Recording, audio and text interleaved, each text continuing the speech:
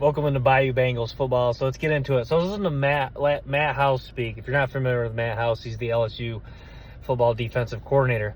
So Matt House, he's talking about Ogofu and Swinson, and he likes the traits in those guys' game. He's talking about Ashton Stamps is moving along really well, and I really like Ashton Stamps. You know, as I've watched some of their top, I was watching some of their recruits. Ashton Stamps was a guy that I kind of watched later in the process because, you know, initially when you start watching some teams recruiting class, you watch the highlights on guys, you start with a 5-star. Ashton Stamps kind of lower down the list as a 3-star. But, you know, I'm watching Ashton Stamps and I'm thinking this guy's got a skill set where he could play SEC Division I level football someday. And all the talk I'm hearing about Ashton Stamps is he's a guy that's gained some weight, continuing to get better, and he's made not just an impression on Matt House but others as well. So Ashton Stamps, certainly a guy to watch. We'll see how much playing time he gets. Even if he doesn't start, does Stamps become a special teamer for him? Does he make an impact on special teams for him? But yeah, Stamps, I think that he's bulked up, I think is key. He already shows some physicality. He can cover man-to-man. He's got a fluid back pedal, pretty easy mover, changes direction fairly well. So yeah, and he can make plays on the ball. He's got hands to come down with interception. So an overall skill set where I think he can play right away. Do I think he starts? No, but I see a guy that, you know, can they get him in the rotation this year, and can he make an impact on special teams, and does he have certainly a role down the road of finding playing time for this LSU team? I think absolutely. So listen to Charles Turner, and Charles Turner, the center for LSU. So Charles Turner was talking about Aaron Anderson. So everyone keeps talking about Aaron Anderson. So that must mean Aaron Anderson must be that it's very likely Aaron Anderson's going to be a focal point of this LSU offense. If you remember, Aaron Anderson, transfer from Alabama, pretty big-time recruit, and a guy with a really good skill set, got hands. They said he's just super quick, ability to change direction, make people miss. So yeah, Aaron Anderson, the buzz continues. So, you know, expect big things out of him with the wide receiver core. It's going to start with Malik Neighbors, Kyron Lacey, Brian Thomas. Even though I think Brian Thomas is the guy that's kind of the safe receiver, and what I mean by that, the high floor guy. But you look at Aaron Anderson, and with his ability to, you know, get end arounds, jet sweeps, get involved in the screen game, be that focal guy in the slot, I think he's going to have I think he's going to carve himself a nice role in this LSU offense. And I think he's going to be certainly a guy that could really break out. But yeah, so yeah, Matt House is talking about how, the defense is coming along, and he really likes Jalen Lee's progress. So Jalen Lee, if you remember, transfer from Florida. Jalen Lee is a guy who they need him to play well. I think he's a guy that's got some talent. Obviously, experience playing in the SEC, was a Louisiana native, chose to initially start his career at Florida. So yeah, hopefully Jalen Lee can contribute for him. But yeah, sounds like I keep hearing Jordan Jefferson, Paris Shan, the other two transfers are coming along. Hopefully those guys continue to get better and do some nice things this year, make an impact and get in the rotation and help kind of limit the amount of snaps that Wingo, Mason Smith are playing. Because Mason Smith, even if Mason Smith and Wingo play a lot of snaps, you want to keep fresh bodies in. You want to have confidence that the guys you're rotating in have some ability too. So Jordan Jefferson, Parashan, guys that when I've watched their tape, they certainly do have ability. Hopefully they can really continue to improve and show that ability year one. But yeah, really excited to see. Really excited to see what happens this year as far as what happens with the transfers. Yeah, talent, a lot of talented transfers that LSU is bringing in, and yeah, like one guy I keep forgetting about is Sage Ryan, and Sage Ryan, a guy who a big time 5-star recruit coming out of high school. I was listening to him talking at his press conference. He said that this is the best wide receiver core in the country, and like he said, maybe is he a little bit biased, but I feel like to say that, if he's gonna say that, then that must mean he at least thinks this wide receiver core could be really good, because I feel like even if let's say he didn't think that, he probably would just say, yeah, the wide receiver core is coming along. We have some talented guys. An answer along that lines. But saying we have the best wide receiver core in the country, I think that really is a testament to how good this wide receiving core can be, even if it's not quite that good, like as good as number one in the nation. I think that's a testament that says it could be pretty darn good this year, and they could have several guys emerge, and this could be a really deep unit. So, but yeah, Sage Ryan does show the ability to cover. He can cover man-to-man. You know, a lot of the traits, he's a guy that in high school flashed a lot of traits. There just wasn't I feel like there was not really anything he did in his game necessarily at elite, and that's kind of why you saw his playing time not really come to fruition at LSU, just because that, you know, he is a good, well-rounded player, a guy that can even probably play some outside corner, versatile, a guy that can tackle, understands leverage, got a fairly fluid back pedal, can mirror wide receivers pretty well. But yeah, I mean, Sage Ryan, just a guy who hopefully they can find a way to get him on the field even if he doesn't start. Sage Ryan, if you feel like he's still a guy that's talented enough that you want to keep him on this football team. I mean, if he doesn't start this year or play a lot, if he transfers, that is what it is. But you want to keep a guy like this as much as you can. You want to hopefully, even if he's not starting, just make sure he's on every special team. This is a guy that's definitely talented enough to give you some meaningful plays on special team. Maybe he's a gunner in the punt team, on the kickoff team. Maybe you can. I think it's a guy that can actually even return some punts. So Sage Ryan, they definitely need to keep him on this team, and hopefully he can find a role to be successful this year. Andre Sam. So yeah, Matt House had good things to say about Andre Sam. That's one guy I've really, like, if I could watch LSU practice, one guy I would really hone in and see how he's doing, because Andre Sam just brings, to me he creates a lot of curiosity. And what I mean by that is, I think he's a guy that, based off watching him, I think he plays better in games for whatever reason. You kind of get that vibe about him. He just kind of has a knack for thriving in when it comes to game scenarios. But I think that I think this is a guy that could legitimately start. And you keep talking about, Matt House, when everyone keeps asking about Major Burns, because I think Major, to me, I like Major Burns, but to me, he's a guy that should be worried right now, because, well, with the transfers they brought in, J.K. Johnson looks like he's going to be hurt. Won't come back to that after the Florida State game, but there's some talented transfers. Deuce Chestnut, people have been saying that he's had a few good practices. So Chestnut likely the nickel. Does Sam fight for that job at strong?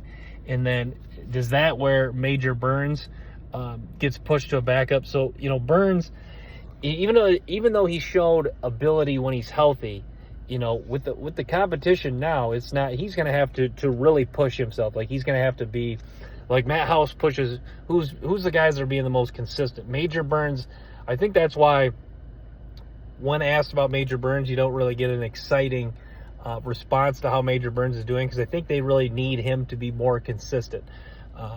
So keep an eye on Major Burns, keep an eye on Andre Sam, keep an eye on the safety battles, Greg Brooks. Sage Ryan, still confident in Greg Brooks. I think a lot of people are confident in Greg Brooks, but he's another guy like Major Burns I've talked about. They just don't, not to take anything away from him, they're not talented enough to not that they would go through the motions, but they have to be going full go to really maximize their skill set. So yeah, I think the secondary, the secondary is a common question that keeps coming up, and it's the secondary is going to be very interesting for LSU. So we'll keep an eye on the secondary. But yeah, listening to Omar Spates talk, Spates it was interesting.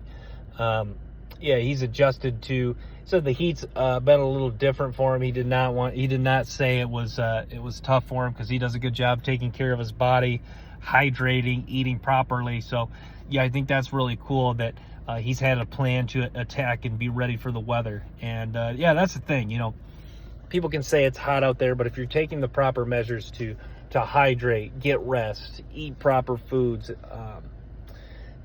come into camp condition, then the heat it would kind of just be, it's kind of just something minor, as opposed to, if you're out of shape and you're not hydrated, then it turns into cramps, then it turns into you're getting even more tired. So to me, yeah, I think Spates, I think that's a really good answer in response to the heat, that if you're taking the proper measure, the heat's not going to bother you as much. But yeah, he has high hopes for Harold Perkins. He really likes Ovie Oghoufo. So yeah, I think Oghoufo, even though I don't really want to keep reiterating the limitations he has in his game, because I don't want to take anything away from him, I think that everyone understands that Oghoufo has a chance to be that unsung hero of this team. But what I mean by that is, like Matt House said, he's got some traits we like. I think that kind of goes in with my point with Oghoufo. They need him to just really do what he does best. Said he's got a bit of a long arm move. I haven't really seen that on tape, but I'm sure he's capable of it. But ability to win with speed, and win with speed enough where he can counter some inside moves. So I think, and then he can pursue, and he's got quickness to make, and he can tackle, good enough tackler to stop the run. So I think they need those traits to shine consistently for Ovie Oghoufo. So yeah, Ovie Oghoufo, if LSU does something big this year, then he'll be one of certainly the unsung heroes of this football team. But yeah, Jalen Lee, the defensive line, Jalen Lee, it's good to hear him coming along. It's a guy that, if they can get some good snaps out of him through the course of the season, is big. Jacobian Gilroy is another guy. It sounds like I haven't really heard necessarily if he's improving, but he's another guy that people have some hopes for, that maybe he can take another step in his development. So yeah, I mean, and then also on the D-line, Mekhi Wingo. Mekhi Wingo, that you saw last year. This is a guy that at least proved he's capable of playing a ton of snaps, and Wingo does have some upside on the defensive line. So yeah, if anyone's happy that Mason Smith back, it is Mekhi Wingo. But yeah, so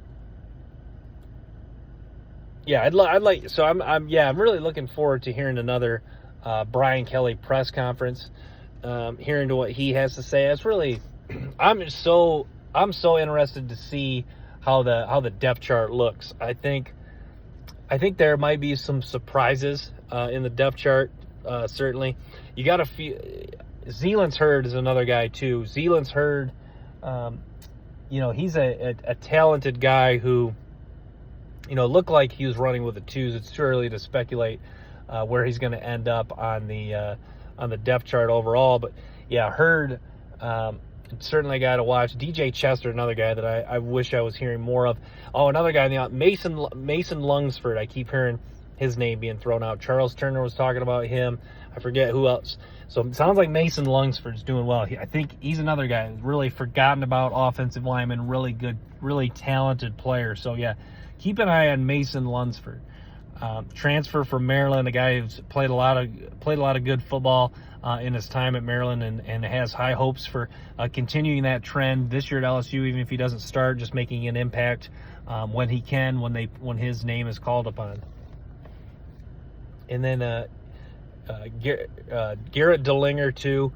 Dillinger, it seemed like his spot is kind of locked in at guard, but don't be surprised. I'm talking about Lunsford. Don't be surprised if Lunsford challenged Dillinger for that guard spot, because Dillinger, I think he is a talented guy. I think he's a smart guy. I think he plays hard. I don't think he has his high end ability as, say, Emory Jones, Frazier, Campbell's. But to be fair, I know a lot of guys don't. But the point I'm trying to say is Mason Lunsford is talented enough to be on the football field. So, if Charles Turner, if Dillinger don't play well, then don't be surprised if you see Mason Lunsford this year. But also, House was talking about Bradwine, the one of the other linebackers they recruited. I forget how they say his name exactly. He's another talented guy too, to keep in mind. But yeah, I mean, it's fun hearing about how these guys are doing, because I can't go to practice, obviously. Well, I say obviously, some media get the access to go to practice, but yeah, I think it's cool. And even when the media do go to practice, I think a lot of times you're seeing guys going against the air, and you are just seeing, I don't know. That's why I don't, respect the guys that talk, they go to the practice reports, but it's kind of one of those things where, let's just, it's kind of like the old cliche, judging a book by its cover, because let's say you went to practice the last few days. There's reports Deuce Chestnut's doing exceptionally well.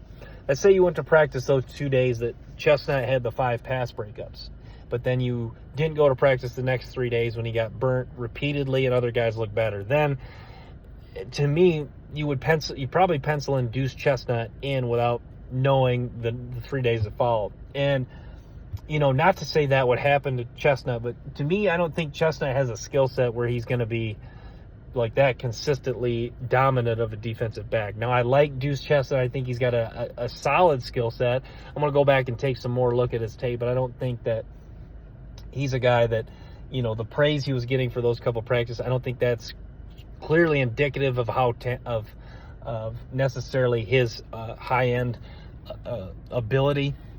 So, yeah, Chestnut, certainly a guy to keep an eye on. And, yeah, I think, to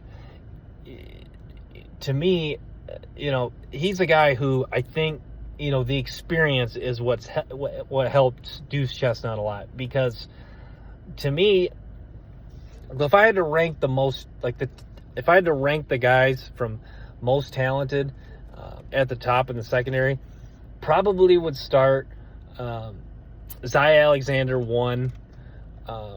I think that even though he comes from the smaller school, I think his skill set is just exceptional. And I actually probably would go Andre Sam 2, surprisingly. So, and then 3, 3 is kind of tough. It's Brooks, Burns. So I think that's what, that right there, that kind of when you kind of count down from the most talented guys, that right there is why the secondary is getting asked so many questions. Because I think it's just, after a couple guys, and even my opinion could be wrong, Andre Sam might not even be the second most talented guy, but after those, Zy Alexander, who, even in some people's opinion might not even be the most talented guy. We'll see what the coaches think. After those guys I named, who is the most talented guy? Does Denver Harris surprise some people? Maybe that's why you're hearing so much about Ashton Stamps, because, Stamps, like, when I watched Stamps tape, I was kind of curious anyways, because, they bring in Javian Toviano. So Toviano's a guy, is he going to play safety? Is he going to play corner? I haven't really heard much about him, but, you bring in a guy like Stamps who, you just look at his rating, 3-star, and you think, maybe he could play a few years down the line. Maybe he's a special teamer, but, you bring him into a secondary where there's kind of a lot of, uncertainty as far as guys that are going to emerge, and you hear Ashton Stamps doing well, so you immediately that really shows that either one or two things, or that shows that two things could be true if not both. One of two things could be true if not both, that Stamps is really impressing that much, or that the secondary has been so up and down and Stamps has just been consistently okay, and that's why he kind of stands out. So to me, but both could be true. Maybe he's just been consistently really good, and the secondary has been a little shaky as well. So, yeah, Ashton Stamps, he's a guy who I kind of went into, to be fair, I kind of went into his tape kind of not really. I went into his tape kind of thinking I wasn't going to be super impressed, and I kind of came away, still not like blown away by his skill set, but I was like, okay, this is certainly, I think, a guy that, with time can play. Maybe he shortens that time. He's already bulked up, so he's already taken that step forward. But yeah, I think, and it sounds like he just has a drive to get better. So I think, to me, with all those being said, he's bulked up, drive to be good, and already a skill set where I think he could play SEC level football despite being a 3-star. With all those kind of things with all those things coming together for Ashton Stamps, that is a kind of the case for why he's going to get on the field. Maybe not this year, but eventually, and play some high-end level football for LSU, excuse me. So, yeah, I was listening to Noah Cain, interviewed Noah Cain, number 21, the running back for LSU. He's talking about the depth of their team, and he's talking about how he likes it that he kind of likes that he's getting less reps a little bit. The rotation, I think it is good. They're getting a lot of breaks, and I feel like I feel like these less breaks, there should be a lot less pressure on these guys, that they're probably not, they're confident they're not going to get hurt, with all this rotation. And, some guys might get a little disappointed. I know they'll never say it, that they're probably not going to get as much playing time. Like if you look at a guy like, Caleb Jackson, Trey Holly. You look at a guy like Trey Holly. I think Trey Holly just, his size puts some limitations on him. If you look at, he's a guy I feel like if he went to like a smaller school, I feel like he's a guy that would make a big impact right away. But I think he's a guy that, just with his size, just the size limitation, I think it's going to cause him to be buried in the depth chart a little bit early on. But I think he's a guy that's going to find a way onto the football field and be a really good player for him. So, yeah, I like Trey Holly. I like Trey Holly a lot. I like Armani Goodwin. I do like Noah Cain. I think Noah Cain, to me, when you watch him, you kind of have to really understand who he is. He's pretty much a north and south guy who can finish runs with power at the goal line. So yeah, I do like Noah Cain. I think he is a talented player, and yeah, it's gonna be fun to see how he does this year. I'd love to see one of the wide receivers interviewed. I'd love to see Malik Neighbors interviewed. I'd love to hear what he has to say. But yeah, I mean, and Brian Thomas, there's just not as much buzz. You feel like when you hear, well, I guess with some of the media, there was some buzz with Brian Thomas. To me, Brian Thomas is the guy that, maybe you don't have to say anything. He's a guy that you just know is kind of going to go out and ball. But yeah, I think that, could he be a guy that has some upside? Maybe. We'll see. But to me, Malik Neighbors, like if there's one guy that I'm making a sure bet to have the high-end upside, have the breakout, 1,000+ yard season, double-digit touchdown, it's really Malik Neighbors. But yeah, Kyron Lacy has a chance to be really good this year. Chris Hilton, to me, I like Chris Hilton Jr.'s game a lot. To me, I must just catch him at the wrong time, because I watched the spring game and I watched the couple of drops he had, and I looked at practice and he had a drop. So to me, I worry that he has a drop problem, but to me maybe it's just kind of I'm looking at the wrong place, wrong time. Maybe it's kind of one of those things where maybe you meet someone a couple times and they're in a bad mood, and so you don't like the person. But as you get to see him more and more, you do like him. Maybe that's kind of the case with Chris Hilton Jr. Maybe I've just had some bad impressions when I've seen his game. And, to me, he's not a guy that his high school tape I wasn't necessarily wowed away, but it kind of reminds me of Ashton Stamps when I watch his tape. I watch his high school tape and I go, yes, this is a guy that certainly could succeed at the Division I level, and maybe not right away. And I think that's kind of, as you're seeing, that might be how Chris Hilton Jr.'s career has turned out. You haven't right away. He has not turned into necessarily a star standout, but now into his third year. Now into his third year, he's been able to mature, be in the program. Maybe now this is where he really takes control of his career and really shows his full ability now. Now that he's had experience in the program, and now he's going to have a chance to really get a good opportunity to flash his ability. But yeah, they asked Charles Turner, and they've asked guys how Jaden Daniels is improving. That's one of the common questions, and they all say, yeah, Jaden Daniels looks improved, looks more confident. They never really say it enthusiastically, so I think that, to me, that's what worries me a little bit. It's never like, oh, for sure, Jaden Daniels definitely looks better. It's like, yeah, he's improved. To me, that makes me worry a little bit, because to me, maybe that is kind of the answer that's just programmed into them because you assume he's going to be better just because it's year two, of the same offensive coaching staff, just because it's the same year, second year in a program, just because he's a fifth-year senior. So to me, that worries me a little bit.